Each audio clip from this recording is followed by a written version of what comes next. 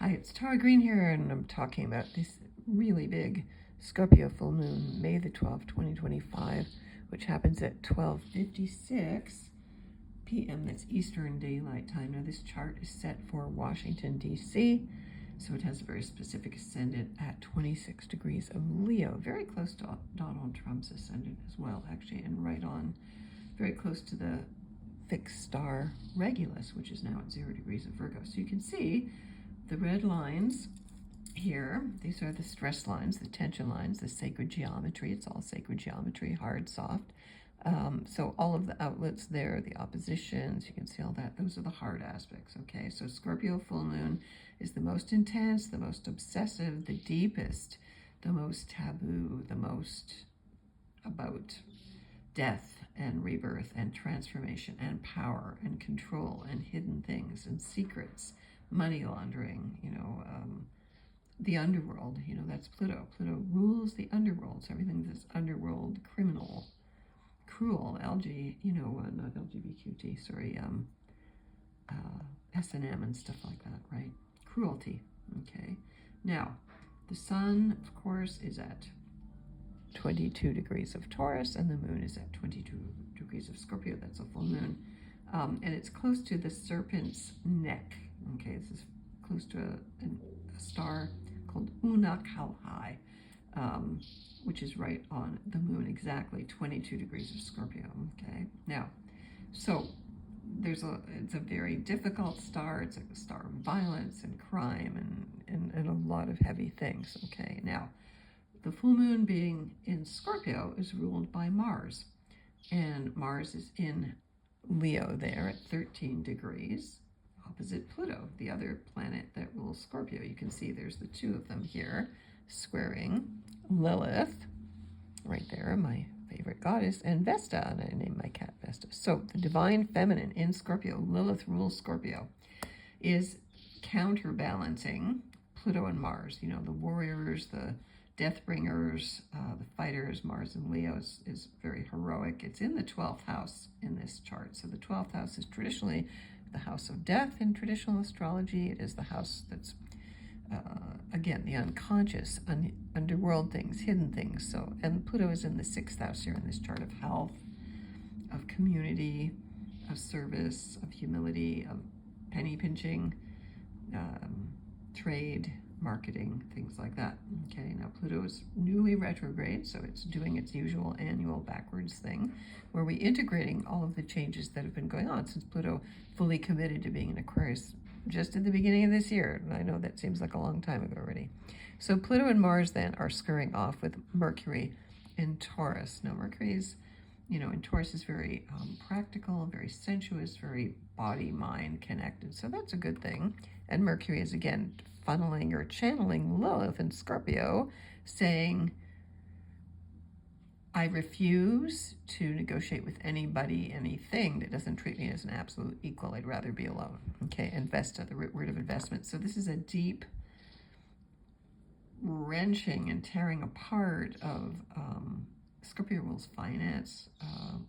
Pluto in Aquarius is about renovating freedom, but it's about really fixed ideas. So we have to be careful with Pluto in Aquarius, really. And because we're kind of in a reactionary new phase where people are waking up and seeing the false histories and everything's focused on trauma and uncovering trauma, that you have to stay in the bigger picture. That's what Pluto in Aquarius is all about, okay? Bigger picture goes, okay, wait, there's much more to it than whatever I'm just realizing right now, but that's going to take a bit of time to integrate as well. In this chart, the sun is right at the top of the chart there at 22 Taurus, connected to Uranus. So Uranus opposite the moon, things are very, very chaotic. I think this is one of the most tense, actually, full moon charts. Not that Scorpio alone isn't, but Uranus brings extreme chaos and major change and transformation, and just, nothing is predictable. Nobody knows what's going to happen. Uranus, whoops, what the hell just happened there? Uranus, whoo, just it all disappeared. Uranus, there's the chaos. I just said it. Okay. Be careful what you say. But that's true to the nature of the beast. Uranus rules the internet, so there could be lots of internet outages and crazy weather. And of course, Uranus rules the Aquarius in modern astrology rules the crypto market, so it could be quite haywire. And the financial market in general, because this is all about finance, you know. Wealth. Pluto is wealth, soul wealth. So it's not the wealth of the world, even though the sun is in Taurus. It's soul wealth, deep inner wealth, the wealth that you cannot take with you. What is your legacy going to be? What are you going to leave behind? Do you have some secrets? Is there some shame? Is there some... Pluto could be called toxic. It's really radioactive, you know, radioactive energy. Plutonium, when they discovered the Avon, you know, they named the elements after Pluto, which was discovered in 1930. So what else have we got here? There's another major thing happening here. Chiron, the wounded healer at 24 Aries, is connected to Eris, and they're going to move together to be in a tighter conjunction in a few months. And that is a very rare and exceptional thing because it only happens once every 50 years. So if you're 50 years old, you're going to have a very deeper, more chaotic Chiron return. If you were born with any planets opposite that, and there's a whole millennials that were born with lots of planets in late Libra, and those degrees from 20 Aries are still the effects of that big solar eclipse that went across America April the 8th, 2024. Chiron was right there. So there's a huge new awareness of healing, breaking down defenses, of really being vulnerable that's coming in here. But Eris, again, she's Mars's sister. She is like known as a bloodthirsty. She's the one who threw the golden apple at the three goddesses, and eventually that caused the Trojan War. But she kind of threw it in to see who was really the one who deserved the title of the most beautiful of them all. Okay, it's kind of like I keep thinking about King Solomon these days. All right, so now Venus in Aries and Mars's sign connected to Neptune. Saturn and Neptune are getting closer and closer. Saturn is going to finally enter Aries very soon. It's already at 28 degrees connected to Ceres, the Great Mother. That was kind of a heavy Mother's Day, I would say. It was Saturn conjunct Ceres. It was kind of like a test, a completion, finality kind of a cycle. Saturn is at those last degrees of Pisces. It hasn't been there in 28, 29, 30 years. So again, we're at the end of this major spiritual cycle that hasn't happened at that time again. If you're having your Saturn return right now with Saturn, you have Saturn at the last degrees of Pisces, is extremely karmic, okay? So anybody who has planets squaring those latter degrees of Pisces, the most karmic degrees of the zodiac, which we're going to be going through for the next while. So if you have any planets at latter degrees of Gemini, where Jupiter is going to be soon, and latter degrees of Virgo and latter degrees of Sagittarius, actually Saturn is squaring the galactic center along with Ceres, so it's a good time to really tune into those higher cosmic galactic energies. The moon is conjunct Vesta, Juno, one of my favorite goddess asteroids.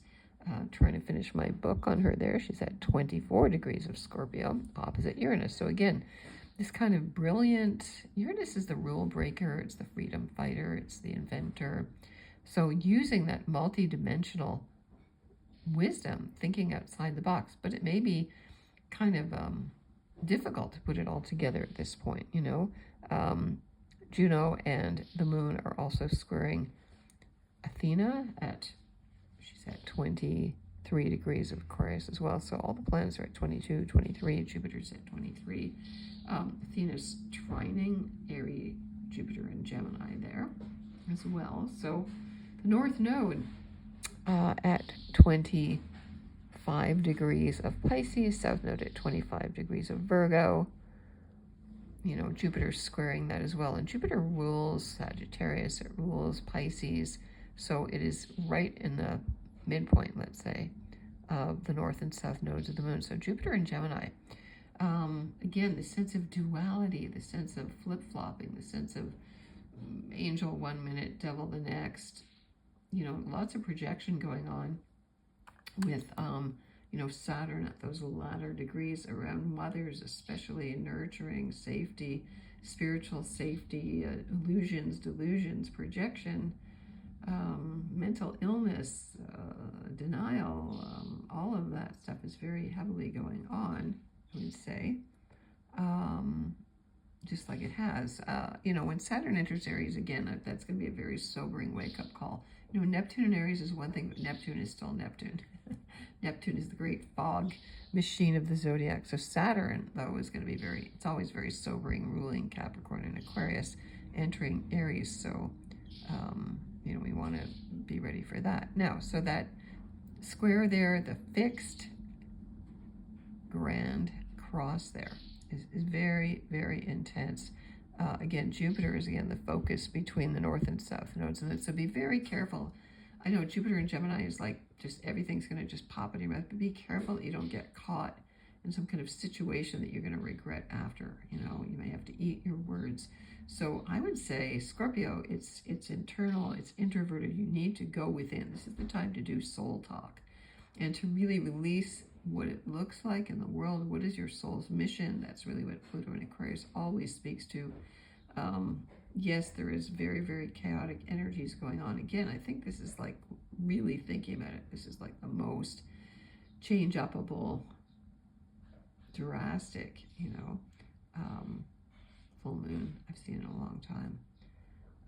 It is called the flower moon, but again, we're in the year of the serpent, and again, the star 22 degrees of Scorpio is right where the moon is, and this is, the full moons are always completion, fulfillments, gratitude, seeing the big picture. You know, you're out in the light at night. It's one of the few times, especially this time of year, under the full moon in the warm weather, being able to really dance in the moonlight and really, you know, being able to be out in the darkness. You know, it's a beautiful, beautiful time. So I would be very aware if you have any planets at those, you know, I would say 18 to 26 degrees of Taurus or Leo or Scorpio or Aquarius. Okay, pay really good attention to what's going on with you, with your relationships, your defenses. Very deep time of soul change.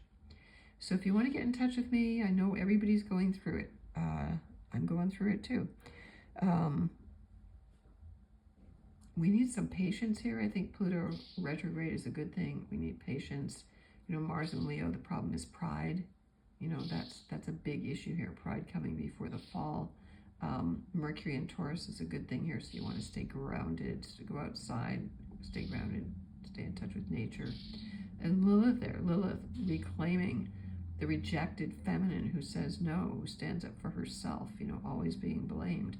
With Vesta, invest yourself in that voice that says, I have to do it my own way. And not what the outside world thinks and not what the outside world says. It could be very different than what the popular opinions are. You have to be strong enough to say, you know what, I know who I am. I am that I am. You treat me like an equal. I have to treat myself that way. If you want to relate, and everything is about relationships. So we can't escape relationships, okay? And everybody's PTSD, and everybody's got trauma. It is the nature of the human race. We want to become more conscious. That's Pluto and Aquarius.